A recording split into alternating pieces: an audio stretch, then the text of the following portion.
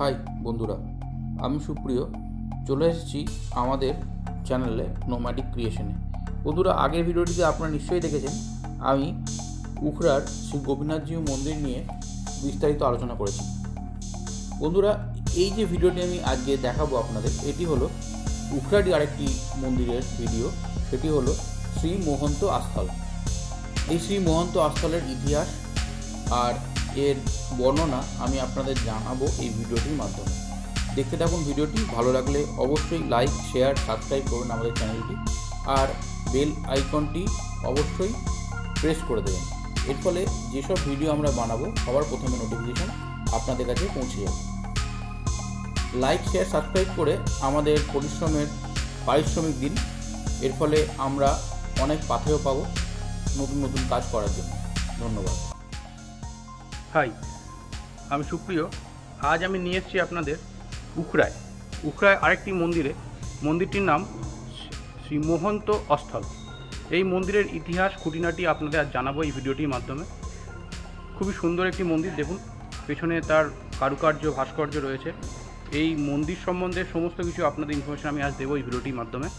আগের ভিডিওটিতে আমি উখড়ারই গোপীনাথজিউর মন্দিরের ইতিহাস সম্বন্ধে জানিয়েছি, ও নেক্সট ভিডিওতে আমি এই মহন্ত স্থল নিয়েই আপনাদের জানাবো।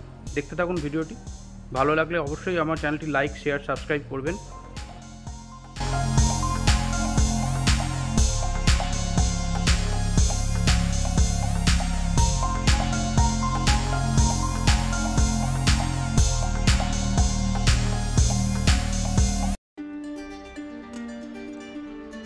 পশ্চিম বর্ধমান জেলার উখড়ায় অবস্থিত এই অতি প্রাচীন বৈষ্ণব সম্প্রদায় বা নিম্বার্ক সম্প্রদায়ের মন্দির হল এই শ্রী মহন্ত আস্থান। এটি একটি রাধা গোবিন্দ মন্দির। আনুমানিক 250 বছর আগে এই মন্দিরটি বা মঠটি তৈরি হয়েছিল। এবার এই মন্দিরটি তৈরি হয়েছিল 18 শতকে এবং এর প্রতিষ্ঠাতা ছিলেন স্বামী শ্রী দয়ারাম দেবাচার্য। ইনি নিম্বার্ক সম্প্রদায়ের একজন ধর্মগুরু ছিলেন। এবার আপনাদের মনে প্রশ্ন জাগতেই পারে, এই নিম্বার্ক সম্প্রদায়টি কী? তাহলে বলি, এই নিম্বার্ক সম্প্রদায় হলেন যে 4টি বৈষ্ণব সম্প্রদায় আছে তার মধ্যে একটি অন্যতম বৈষ্ণব সম্প্রদায়। এই সম্প্রদায়ের প্রতিষ্ঠাতা ছিলেন একজন তেলেগু ব্রাহ্মণ যার নাম নিম্বার্ক। আর আপনাদের মনে এই প্রশ্নটাও জাগতে পারে, মন্দিরটির নাম হঠাৎ করে মহন্ত আস্থান হলো কেন? তাহলে বলছি, শুনুন। মহন্ত অর্থাৎ মহাত্মা বা ঋষি, সাধু, আর আস্থান মানে হলো থাকার জায়গা। শোনা যায় এই উখড়ার আদি নাম ছিল শেরগড়। সেই সময় এখানে একটি জঙ্গল ছিল, আর এই জঙ্গল ঘেরা জনমানবহীন জায়গায় তখন সাধু সন্ন্যাসীরা তপস্যা করতে আসতেন। এই সাধু সন্ন্যাসীদেরই বলা হতো মহন্ত। আর এই মহন্তরা আস্তে আস্তে এখানে মাটির মন্দির তৈরি করেন এবং সেখানে মাটির মন্দিরের চারপাশে বাসস্থান তৈরি করেন। তো এই সাধুদের থাকার জায়গাটি তৈরি হয় এইভাবেই। এই জায়গাটার নাম হয়ে যায় মহন্ত আস্থান। দয়ারামজি এই মহান্ত আশ্রম তৈরি করেন। তারপর ক্রমানুসারে এই মহান্ত আশ্রমটি মঠে পরিণত হয় এবং এখানে একের পর এক মহন্ত নির্বাচিত হতে থাকে।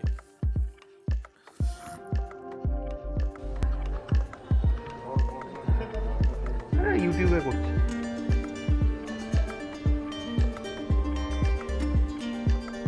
দেখুন, এখানে ধান ঝাড়াও হয়, আর রাস ঝুলন উৎসবের সময় এখানে প্রচুর ভক্ত সমাগম হয়। খুবই সুন্দর অনুষ্ঠান হয়। এর স্থাপত্য খুবই সুন্দর।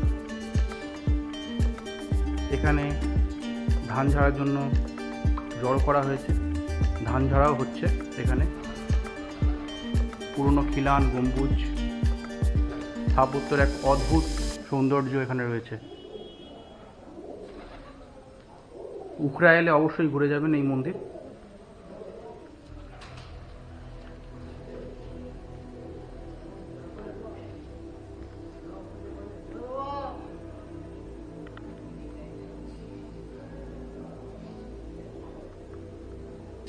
গুরুজি নমস্তে। সাধু সন্ত যারা আসবে তোমরা এখানে আসবে, এখানে খাবে দাবে থাকলো, যাওয়ার হলো আস্থান।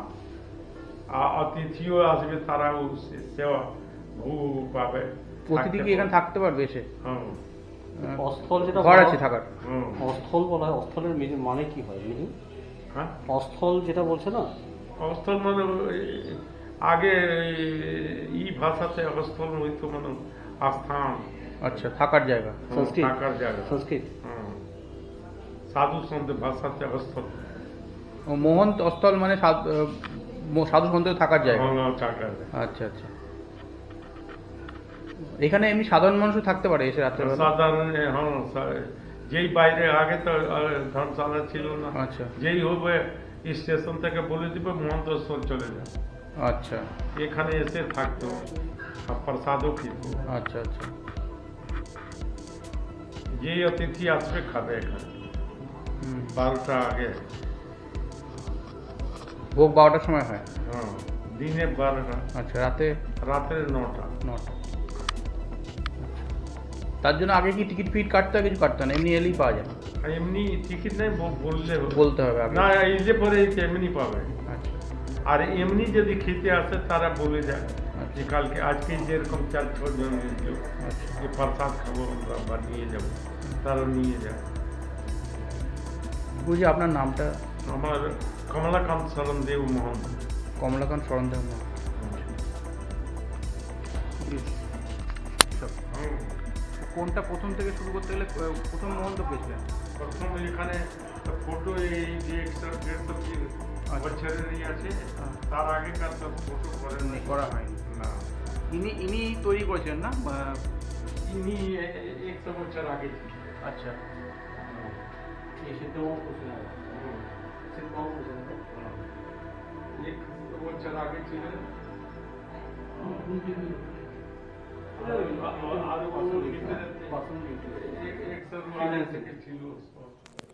শোনা যায় এই মহন্ত আস্থানের প্রায় 5000 বিঘা সম্পত্তি ছিল।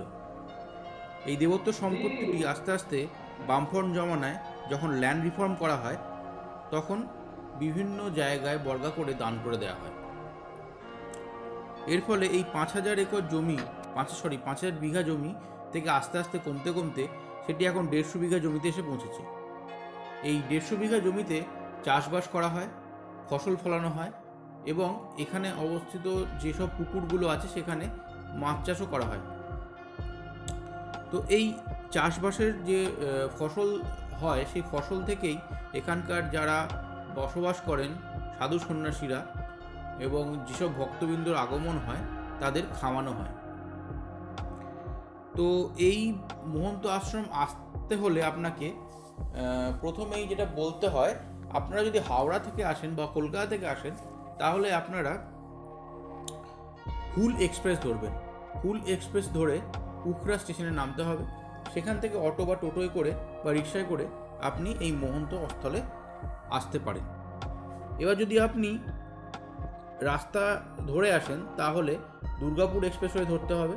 দুর্গাপুর এক্সপ্রেস থেকে অন্ডাল এসে অন্ডাল থেকে ডান দিক নিয়ে আপনাকে ঢুকতে হবে উখরা। সেখান থেকে কাউকে জিজ্ঞাসা করলেই আপনাকে বলে দেবে শ্রী মহন্ত স্থল কোথায়।